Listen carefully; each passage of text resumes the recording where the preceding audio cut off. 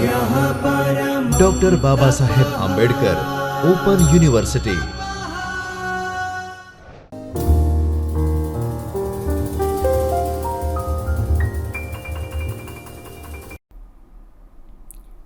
नमस्कार विद्यार्थी मित्रों, मैं अंतिम Patel, assistant professor in department of library and information science, doctor Baba Saheb Ambedkar open university. मैं आप सभी का हार्दिक अभिनंदन करता हूं। आज हम इस वीडियो लेक्चर सीरीज़ में paper ML1 management of library and information centres के बारे में एक ओवरव्यू प्राप्त करेंगे।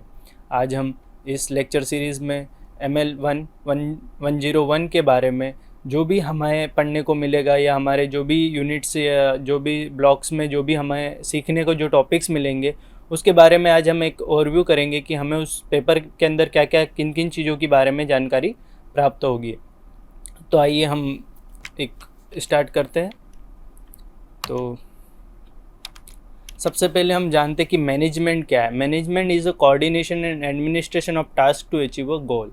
किसी गोल को प्राप्त करने के लिए हम कुछ मैनेजमेंट करते हैं, कुछ प्लानिंग करते हैं या ऑर्गेनाइजिंग करते हैं या लीडिंग करते हैं, लीडरशिप क्वालिटीज़, या कंट्रोल करते हैं किसी फंक्शंस पे।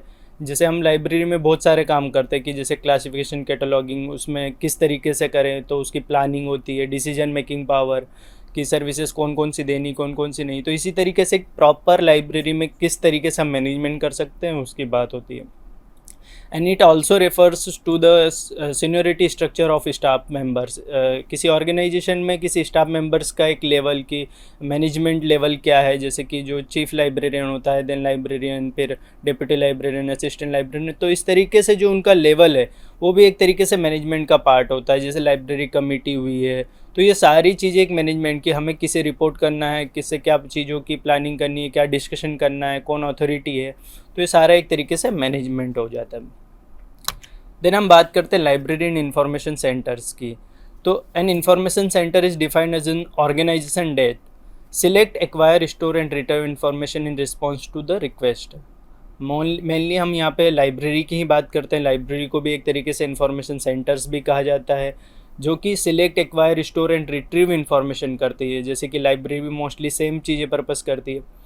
Prepare abstract, extracts, index of information, bibliographies prepare करती है, एब्स्ट्रैक्ट प्रिपेयर करके देती है या इंडेक्सेस बनाती है, उन चीज़ों पे भी ये वर्क करते हैं।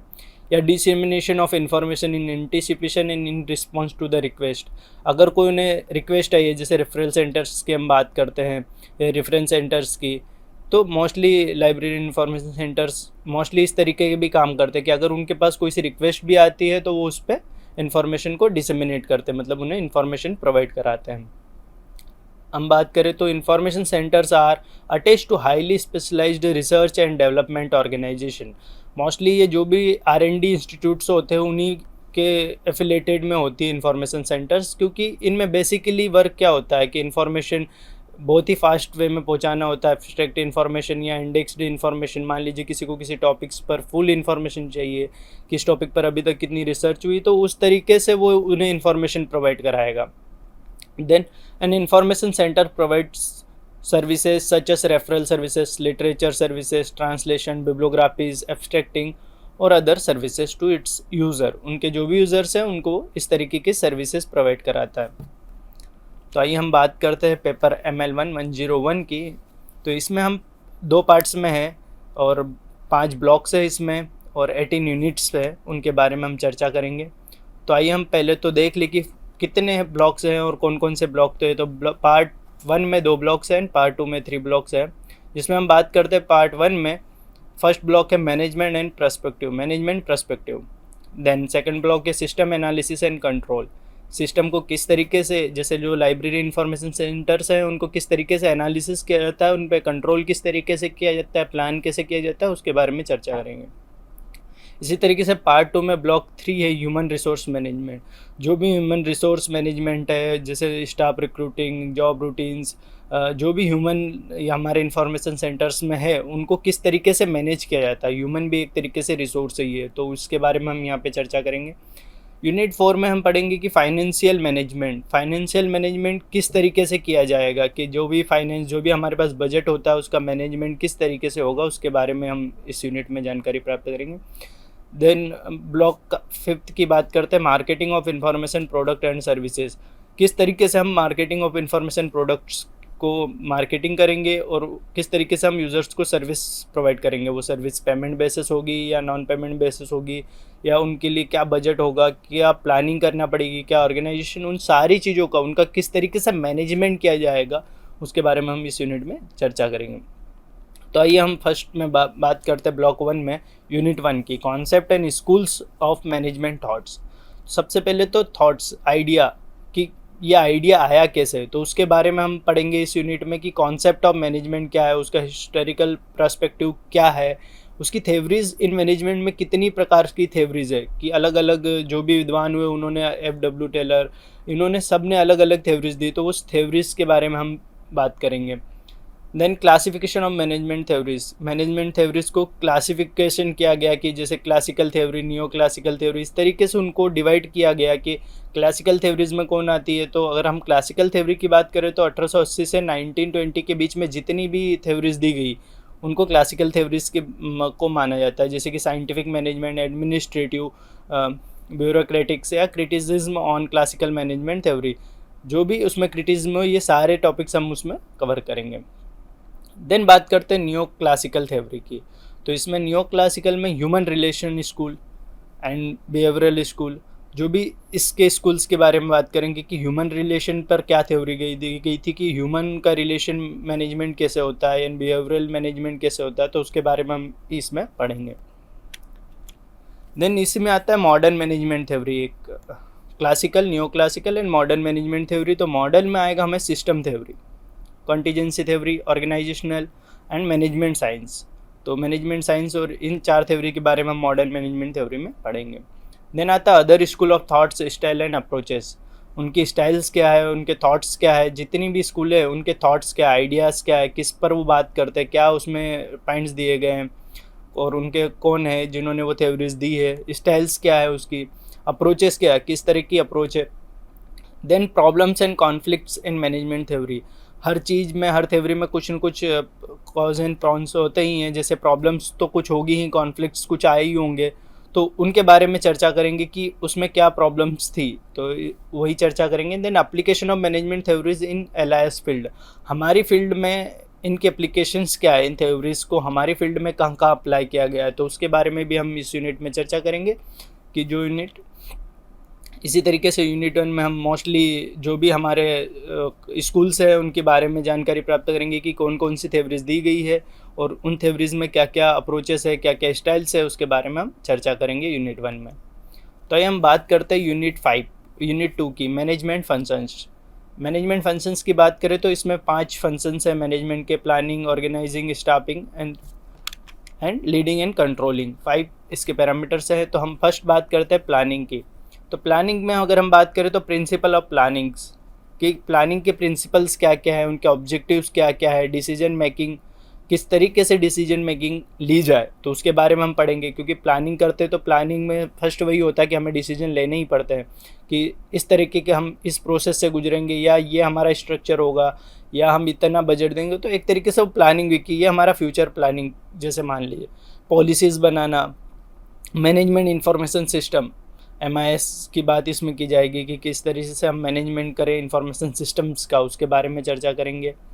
देन आता है सेकंड हमारा ऑर्गेनाइजिंग का स्ट्रक्चर, किस तरीके से एक ऑर्गेनाइजेशन का स्ट्रक्चर होना चाहिए, उसको किस तरीके से ऑर्गेनाइज करना चाहिए, किसके बाद किसका लेवल आना चाहिए, जैसे ग्रेड 1, ग्रेड 2 हम बोलते हैं, ग्रेड 3 या ABC, ऐसे करके एक लेवल उसका हायरार्चिकल स्ट्रक्चर होना चाहिए, किसको कौन रिपोर्ट करेगा, क्योंकि अगर स्ट्रक्चर नहीं होगा तो वर्क प्रॉपरली नहीं कर पाएंगे।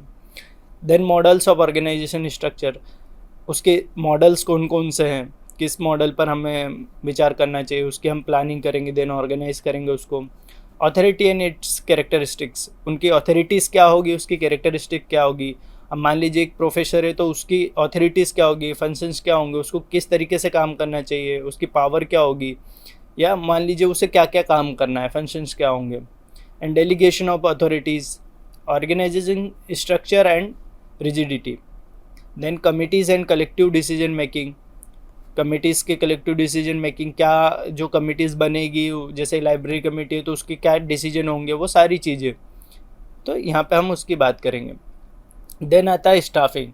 किस तरीके से स्टाफ का मैनेजमेंट किया जाए, उनका सिलेक्शन किया जाए, उनका प्लेसमेंट किया जाए, या उनके जॉब को रोटेशन किया जाए, जॉब का डिज़ाइन क्या होना चाहिए, जॉब के एनालिसिस इवोल्यूशन की किस बेसिस पे हम रिक्रूट करें. तो ये सारी चीज़ें स्टाफिंग में आ जाएगी कि किस तरीके से हम लाइब्रेरी में किसी जैसे न्यू अपॉइंटमेंट देते हैं तो उसका एक बेसिक क्वालिफ़िकेशन होना चाहिए कि भाई असिस्टेंट लाइब्रेरियन के लिए ये क्वालिफ़िकेशन होनी चाहिए. तो उसके बारे में हम यहाँ चर्चा करेंगे. किस तरीके से एक स्टाफ का वर्क रूटीन होगा, उसे क्या जॉब करना है, या जॉब रोटेशन प्रोसेस क्या होगी, या उसका अप्रेजल ऑफ मैनेजर्स क्या होगा, किस तरीके से उसको सिलेक्शन टेक्निक्स का यूज़ करके उसको सिलेक्ट किया जाएगा, और किस तरीके से वो ऑर्गेनाइजेशन के लिए फुलफिल होगा, उसका एडवांटेज ऑर्गेनाइजेशन को प्राप्त होगा. तो उसके बारे में हम यहाँ चर्चा करेंगे. देन आता है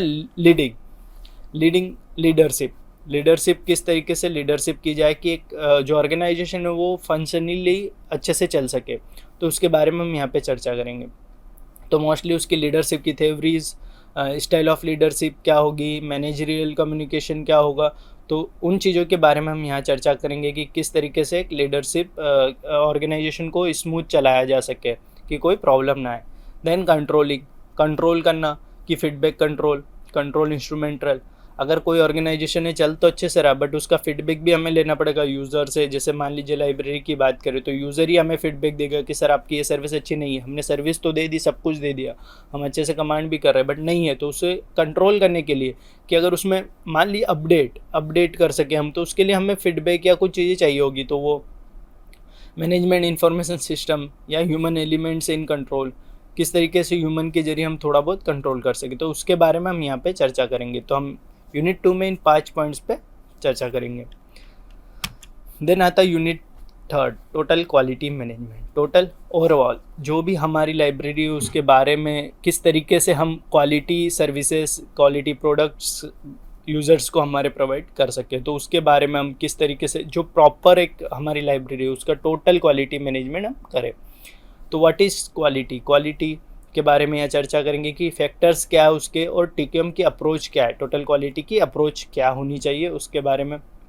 देन टीकेएम क्या है, देन उसकी concept, qualities and principle objectives क्या है उसके बारे में इस यूनिट में हम पढ़ेंगे. Then quality circles. Then ISO 9000 जो लाइब्रेरीज़ के लिए दिया गया है टीकेएम, उसके बारे में हम पढ़ेंगे कि उसके अंदर क्या क्या किन किन बातों को ध्यान में रखा गया है ISO के अंदर में. Then total quality management for library information centre systems and services के बारे में, तो उसका रिलेवेंस एंड इम्पोर्टेंस क्या है. देन उसका क्वालिटी इंप्रूवमेंट एफर्ट्स क्या है, क्वालिटी इंप्रूवमेंट प्रोग्राम्स क्या है, उसके बारे में चर्चा करेंगे इस यूनिट में. इसी तरीके से हम यूनिट 4 की बात करते हैं तो चेंज मैनेजमेंट में हम पढ़ेंगे कि चेंज किस तरीके से लाया जाए मैनेजमेंट में, तो उसके बारे में यहाँ पे कॉन्सेप्ट की बात की गई है, तो उसकी कॉन्सेप्ट की बात करेंगे. देन उसके टाइप्स क्या क्या है, चेंजेस के टाइप्स क्या क्या है. देन चेंज मैनेजमेंट प्रोसेस कौन कौन सी होती है, डिफरेंट मॉडल्स ऑफ चेंजेस क्या होता है, चेंज मैनेजमेंट स्ट्रेटजीज क्या क्या होती है. एंड ऑर्गेनाइजेशन डेवलपमेंट, किस तरीके से अगर हम चेंजेस करें तो ऑर्गेनाइजेशन का डेवलपमेंट हो, क्या चेंजेस लाने चाहिए हमें. मान लीजिए सर्विस सही नहीं प्रोवाइड की जा रही तो उस सर्विस में क्या चेंज लाएं कि जिससे यूज़र्स तक ज़्यादा अच्छे से पहुंचा जाए. जैसे कि मान लीजिए पहले ट्रेडिशनल था, लॉकडाउन के जरिए हमने ऑनलाइन पे आए तो ऑनलाइन से यूज़र्स को और अच्छे से, तो ऑर्गेनाइजेशन का डेवलपमेंट प्लस हमने चेंजेस लाए हमारे सर्विसेज डिलीवरी में, सर्विसेज में. तो हमारे मैनेजमेंट में भी चेंज आया कि पहले हम ट्रेडिशनली सर्विस दे रहे थे, देन हमने उसको प्लानिंग ऑर्गेनाइजेशन करके सब कुछ क्या किया, हमने उसे ऑनलाइन प्लेटफॉर्म्स पे लाए, तो उससे यूज़र्स को, तो हमारा ऑर्गेनाइजेशन का भी डेवलपमेंट प्लस यूज़र्स को भी बेनिफिट हुआ. देन चेंज मैनेजमेंट इन LIS, लाइब्रेरी इंफॉर्मेशन सेंटर्स में क्या चेंज आए उसके बारे में यहाँ पे देखेंगे मैनेजमेंट में. देन हम बात करते हैं सिस्टम अप्रोचेस की बात करें तो सिस्टम अप्रोचेस, सिस्टम किस तरीके का होना चाहिए एक लाइब्रेरी में. तो library as a system, library भी एक तरीके से अपने इसमें सिस्टम ही की तरफ वर्क करता है. लाइब्रेरी खुद एक सिस्टम है जिसमें सारी चीज़ें होती है, फंक्शन से लेके सब कुछ हम करते हैं, इंफॉर्मेशन प्रोडक्ट, इंफॉर्मेशन सर्विसेज, सारी चीज़ें होती है. इसमें हम फर्स्ट तो सिस्टम का एनालिसिस करेंगे कि लाइब्रेरी का पहले एनालिसिस करो कि उसमें क्या है क्या नहीं है, क्या सर्विसेज दी जाती है, क्या फंक्शन है, कितना मैन पावर है, कितना स्टाफ है, इन सारी चीज़ों के बारे में हम जानकारी करेंगे। हमारा शॉर्ट एनालिसिस करेंगे कि हमारे पास स्ट्रेंथ क्या है, वीकनेसेस क्या है, तो वो सिस्टम एनालिसिस हो जाएगा। Then steps in system analysis, किन किन स्टेप्स को फॉलो करना चाहिए उसके बारे में हम जानकारी। फ्लो चार्टिंग, मैनेजरियल जो लेवल है मैनेजमेंट का, उसका एक फ्लो चार्ट तैयार करना चाहिए, कौन से लेवल पे क्या वर्क है, देन आपका कौन से डिपार्टमेंट में क्या वर्क है और क्या प्रोसेस है, उसका भी एक फ्लो चार्टिंग हम कर सकते हैं कि भाई इस सर्कुलेशन सेक्शन में ये चीज़ें होती है कि हम यहाँ से इशू, फिर रिटर्न, देन उसकी यहाँ पे एंट्री, ये एंट्री। तो एक फ्लो चार्ट होगा तो अगर कोई न्यू बंदा भी आएगा तो वो भी वो काम कर लेगा। तो उसके लिए भी ये system analysis, flow charting, evolution करना कंपलसरी है, अच्छी चीज़ है। देन सिस्टम का डिज़ाइन, सिस्टम को डिज़ाइन करना, अगर नया सिस्टम है तो उसको किस तरीके से डिज़ाइन हो, उसका फंक्शनिंग क्या हो, उसका ऑर्गेनाइजेशन क्या हो, उसके बारे में चर्चा करेंगे। देन जनरल कंसिडरेशन के बाद बात करेंगे, एंड देन डिज़ाइन कि सिस्टम किस तरीके से डिज़ाइन होना चाहिए। देन हम यूनिट 6 की अगर बात करें तो work flow and organisational routines. यहाँ पे वर्क फ्लो क्या होना चाहिए कि भाई सिस्टम को स्मूथ चलाने के लिए उसका कोई तो फंक्शनिंग होना चाहिए कि किस तरीके से एक सिस्टम वर्क करे, तो उसके बारे में। देन ऑर्गेनाइजेशनल रूटीन कि उसका रूटीन क्या होना चाहिए डेली, जैसे हम मान लीजिए लाइब्रेरी में इशू रिटर्न करते हैं, सारी चीज़ें हम करते हैं कि हमारे लाइब्रेरी सिस्टम में, उसके क्लासिफिकेशन से कैटलॉगिंग से सारी फंक्शनिंग जो हम करते हैं, जो सर्विसेज देते हैं, तो उसका एक प्रॉपर रूटीन होता है कि भाई आज ये काम हमें करना है, और हर पर्टिकुलर बंदे का या जो भी वर्कर होता है उसका सारा पर्टिकुलर काम होता है। तो उसका वर्क फ्लो क्या होना चाहिए, जो भी मेन पावर है उसमें उसका वर्क फ्लो डिवाइन करना चाहिए कि वर्क फ्लो उसका क्या होना चाहिए, वर्क सैम्पलिंग क्या होनी चाहिए, work simplification. Then time, motion studies and time studies, time की स्टडीज़ भी करना ज़रूरी है। वर्क एनालिसिस, वर्क का एनालिसिस भी ज़रूरी है कि भाई पर्टिकुलर टाइम जो वर्क था वो पर्टिकुलर टाइम में किया है नहीं, तो उसका एनालिसिस भी करना चाहिए। Techniques of work analysis, work analysis के लिए बहुत सारी टेक्निक्स है जिसमें हम पढ़ेंगे block diagram, flow diagram, mostly आपने पढ़ा ही होगा, flow process charts, decision flow charts के बारे में बात करेंगे इसमें। देन इसमें operational analysis, flow from analysis, man machine charts से भी एनालिसिस कर सकते हैं, और अदर टेक्निक्स भी है। तो उन सारी टेक्निक्स के बारे में हम यूनिट 6 में पढ़ेंगे कि कौन कौन सी टेक्निक्स वर्क फ्लो को मैनेज करने के लिए की जाती है। देन हम यूनिट 7 की बात करें तो मॉनिटरिंग एंड कंट्रोल टेक्निक, किस तरीके से हम पूरे हमारे ऑर्गेनाइजेशन है, जो भी इंस्टीट्यूट है, जो भी लाइब्रेरी इंफॉर्मेशन सेंटर्स है, उनको किस तरीके से मॉनिटर करें और कंट्रोल करें कि जो भी हमारा वर्क फ्लो है वो प्रॉपर तरीके से चले। तो उसकी क्या टेक्निक्स है उसके बारे में यूनिट 7 में हम पढ़ेंगे। तो इसमें आता है मॉनिटरिंग टेक्निक्स एंड कंट्रोलिंग, जो भी मॉनिटरिंग की टेक्निक्स है और कंट्रोलिंग की टेक्निक्स है उसके बारे में हम यहाँ पे चर्चा करेंगे। देन आता है ऑपरेशनल रिसर्च, OIR जिसे कहा जाता है, उसकी कैरेक्टरिस्टिक्स क्या है, उसकी प्रोसेस क्या है, और लाइब्रेरी में उसका यूजेस क्या है, तो उसके बारे में पढ़ेंगे। ऑपरेशनल रिसर्च योगी, ऑपरेशन जब हो रहा है तभी हम उस पर रिसर्च करते हैं। मान लीजिए कि कोई चीज़ें हैं, अगर हमें लग रहा है कि इसको थोड़ा सा यहाँ चेंज करना चाहिए, तो हम उसी तत्काल उस प्रोसेस को वहीं पे थोड़ा बहुत मॉडिफिकेशन कर दें, तो वो भी हमारे काम में आता है।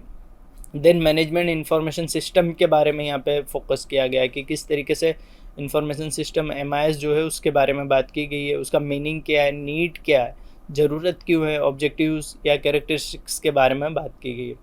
देन आता है प्रोसेस ऑफ MIS डेवलपमेंट, किस तरीके से MIS का डेवलपमेंट हुआ, क्या प्रोसेस है वो फॉलो करना चाहिए। एडवांटेज क्या है इसके, प्रेजेंटेशन ऑफ इंफॉर्मेशन किस तरीके से है, जो एक सिस्टम ही है तो उसमें इंफॉर्मेशन का प्रेजेंटेशन किस तरीके से है वो उसके बारे में पढ़ेंगे। देन कॉस्ट क्या होती है, उसमें स्किल्स ऑफ MIS मैनेजर की स्किल्स क्या होनी चाहिए, जो उसको मैनेज करेगा उसके लिए भी कुछ स्किल्स होनी चाहिए, और इसका लाइब्रेरी इंफॉर्मेशन सेंटर में क्या यूजेस है और उसके साथ उसका कंपैरिजन क्या है उसके बारे में हम एक चर्चा करेंगे। देन हमें आता है management of objectives, MBO, Peter Drucker ने जिसे दिया था objectives, steps in setting up MBO में क्या स्टेप्स सेटिंग करने में लगती है। Then benefits and limitation. Then हम बात करेंगे नेटवर्क एनालिसिस की, जिसमें हम बात करेंगे कि डेवलपिंग अ नेटवर्क, किस तरीके से एक नेटवर्क को डेवलप किया जाता है। Then other techniques, monitoring team, consultancies and budgeting, इसमें हम मोस्टली थोड़ा बहुत ही बजटिंग के बारे में बात करेंगे, बट आगे के यूनिट्स में बजट पर चर्चा करेंगे।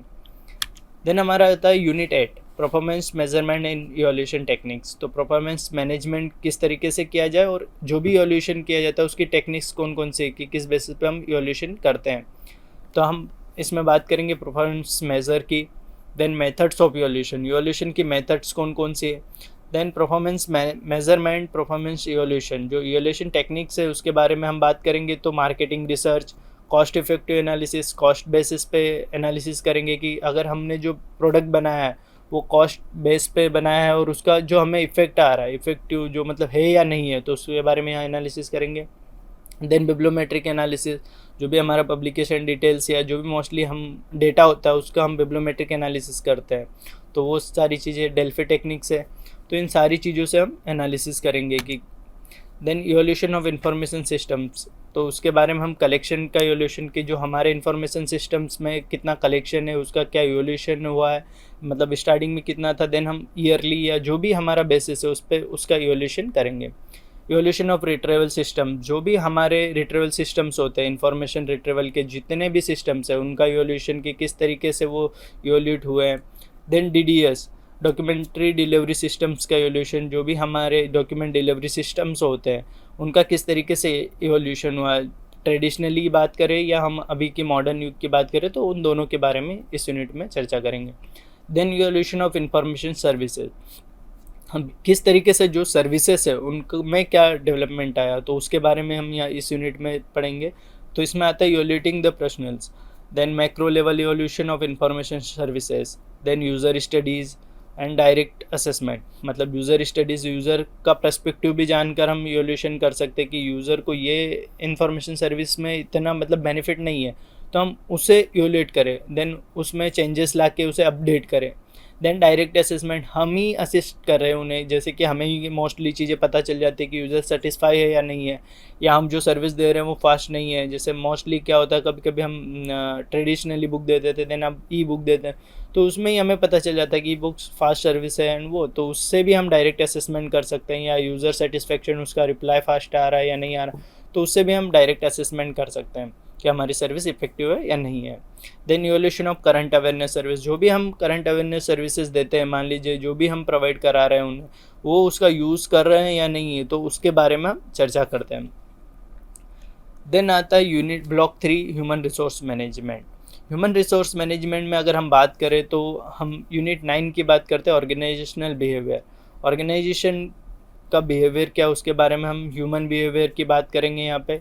Human factors in management, management में ह्यूमन किस तरीके से इफेक्ट करता है उसको, तो उसके बारे में। Content theories of motivation, motivation की जो भी थ्योरीज है जैसे XY थ्योरीज और जो भी मोस्टली थ्योरीज है उनके बारे में हम इस यूनिट में पढ़ेंगे। Then process theory of motivation, जो भी थ्योरीज की प्रोसेसेस है उनके बारे में। Then individual interaction and conflicts की यहाँ पे बात की जाएगी। Then organisational behaviour in library and information service, उस किस तरीके से जो ऑर्गेनाइजेशन होती है उसमें किस तरीके से ह्यूमन रिसोर्सेज है उनका बिहेवियर किस तरीके से होता है, उसके बारे में हम यहाँ पर जानकारी प्राप्त करें। देन हम बात करते हैं unit 10, managerial quality and leadership. Unit 10 में हम बात करेंगे कि किस तरीके से मैनेजरियल, जो मैनेजर लीडरशिप की क्वालिटीज़ होनी चाहिए उसके बारे में हम यहाँ पे चर्चा करेंगे। उसका परफॉर्मेंस रिव्यू, किस तरीके से कोई परफॉर्म कर रहा है, कोई अच्छे से वर्क कर रहा है तो उसका परफॉर्मेंस रिव्यू भी हमें करना पड़ता है। देन लीडरशिप, किस तरीके से वो अपनी टीम को मैनेज करता है या किस तरीके से अपने ऑर्गेनाइजेशन की फंक्शनिंग अच्छे से चल रही है उसके बारे में। लीडर्स वर्सेस मैनेजर्स की यहाँ पे बात की गई है, जो लीडर्स जो लीडिंग करता है जो इंस्टीट्यूट को आगे, एंड देन मैनेजर्स जो ओनली मैनेज करता है, तो उसके बारे में हम डिफरेंस की बात करेंगे। Then functions and activities of leadership, leadership की फंक्शंस क्या है, एक्टिविटीज़ क्या है उसके बारे में। देन इफेक्टिव लीडरशिप, किस तरीके से लीडरशिप को इफेक्टिव बनाया जाए और इफेक्टिव लीडरशिप क्या होती है उसके बारे में।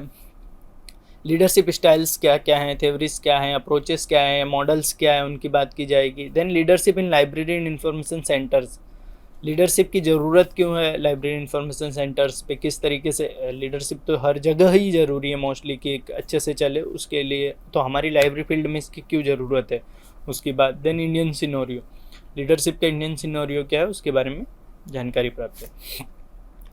देन हम बात करते हैं unit 11, human resource planning and development. Human resources की प्लानिंग एंड डेवलपमेंट किस तरीके से किया जाए, जैसे हमने बात की थी प्लानिंग में ही कि हम किस तरीके से प्रॉपर प्लानिंग करते हैं, स्टाफिंग की बात करते हैं तो स्टाफिंग में भी किस तरीके से स्टाफ को रिक्रूट किया जाए या प्लान किया जाए, या उसका वर्क फ्लो क्या होना चाहिए, उसका जॉब डिस्क्रिप्शन क्या हो, तो उन सारी चीज़ों के बारे में इसमें यूनिट में हम पढ़ेंगे। तो उसमें आता है ह्यूमन रिसोर्सेस। ह्यूमन रिसोर्सेस क्या क्या होते हैं, ह्यूमन रिसोर्सेस क्या है, तो उसके बारे में जो हमारा स्टाफ होता है मोस्टली वही हमारे पास जो ह्यूमन हमारे रिसोर्सेस है जिनसे हम काम ले सकते हैं या जो हमारे लिए वर्क करते हैं हमारे ऑर्गेनाइजेशन के लिए, वही हमारे ह्यूमन रिसोर्सेज होते हैं, staff mostly.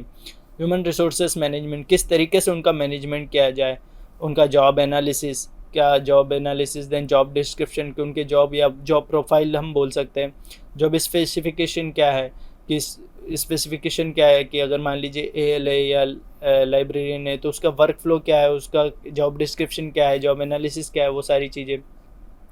Then human resource planning, उसकी प्लानिंग किस तरीके से की जाए।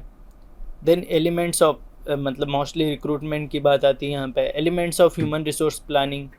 देन मेथड्स एंड टेक्निक्स क्या है। Then human resource planning for library and information centres में ह्यूमन रिसोर्स प्लानिंग क्या की जानी चाहिए, किस तरीके से करनी चाहिए, उसके बारे में हम पढ़ेंगे।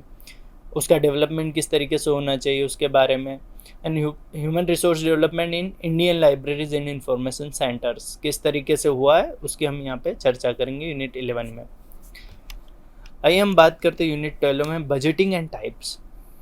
हम ये ब्लॉक 4 में आ गए, फाइनेंशियल मैनेजमेंट। फाइनेंशियल मैनेजमेंट में हमने बोला था कि हम मोस्टली यहाँ पे बजट किस तरीके से फाइनेंस को मैनेज करें, किस तरीके से, क्योंकि हमारे पास लिमिटेड बजट होता है, उसको अगर मैनेज नहीं करेंगे तो वो सही तरीके से फंक्शनिंग नहीं करेगा, तो उसके मैनेजमेंट जो मैनेजरियल स्किल्स भी होना ज़रूरी है।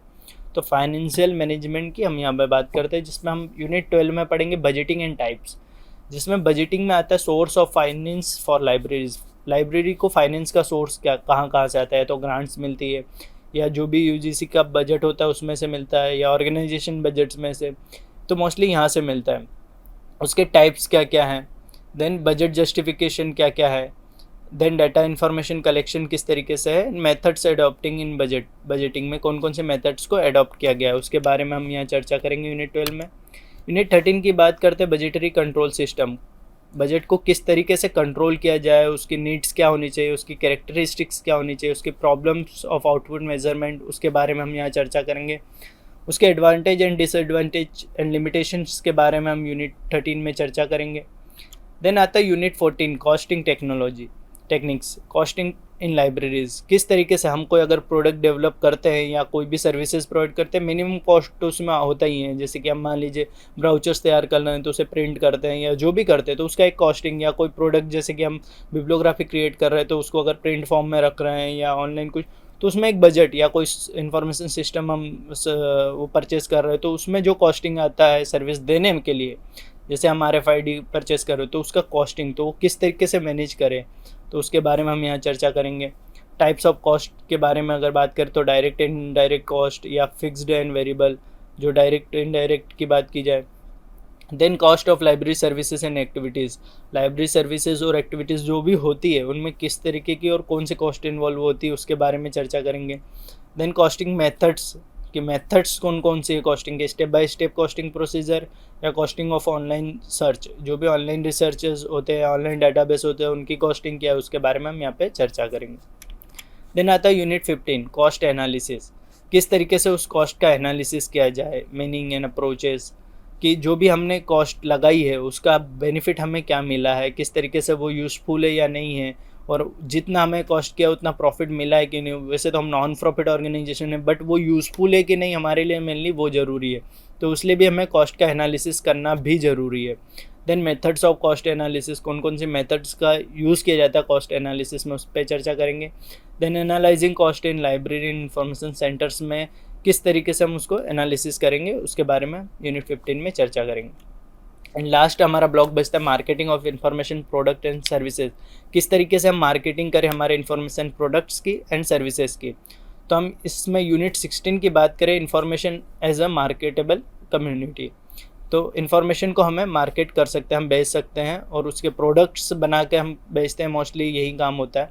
जैसे कॉन्सेप्ट, इन्फॉर्मेशन की कॉन्सेप्ट क्या है, इन्फॉर्मेशन एज अ कमोडिटी क्या है, then generation and production of information and demand and supply theory की यहाँ पे अब बात आती है कि जैसे हम बुक्स की बात करें तो बुक्स उतनी ही प्रिंट करते हैं जितनी डिमांड होती है, देन फिर सप्लाई करते हैं। आजकल मोस्टली यही होता है, बल्क में बुक्स प्रिंट नहीं करते हैं।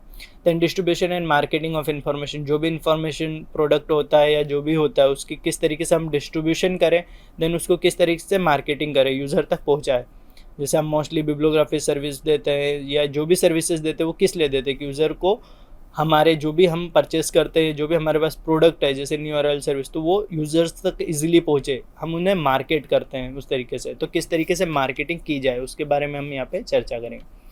देन यूनिट 17 की बात करें तो मार्केटिंग अप्रोचेस एंड टेक्निक्स की इसमें बात करेंगे कि किस तरीके से हमें मार्केटिंग अप्रोच होनी चाहिए, फंक्शंस क्या होते हैं मार्केटिंग के, एंड मार्केटिंग मिक्स क्या है, जैसे product, place, promotion and price, 4 की बात की जाती है इसमें मार्केटिंग मिक्स में।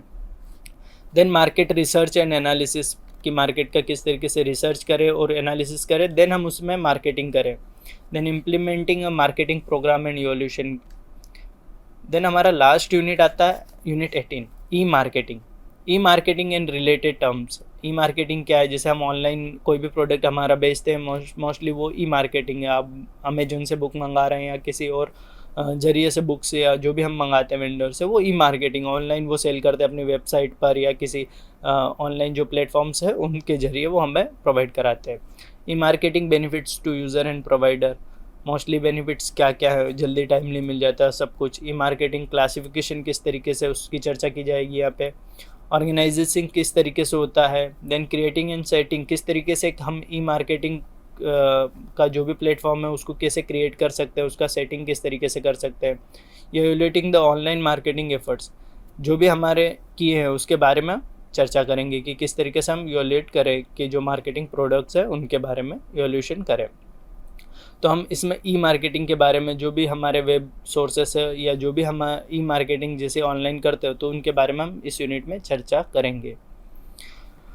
तो हमने आज जो भी पढ़ा इस यूनिट्स 18 में, आज हमने चर्चा की कि किस तरीके से हम जो भी लाइब्रेरी एंड इंफॉर्मेशन सिस्टम्स है उनको किस तरीके से मैनेज करें।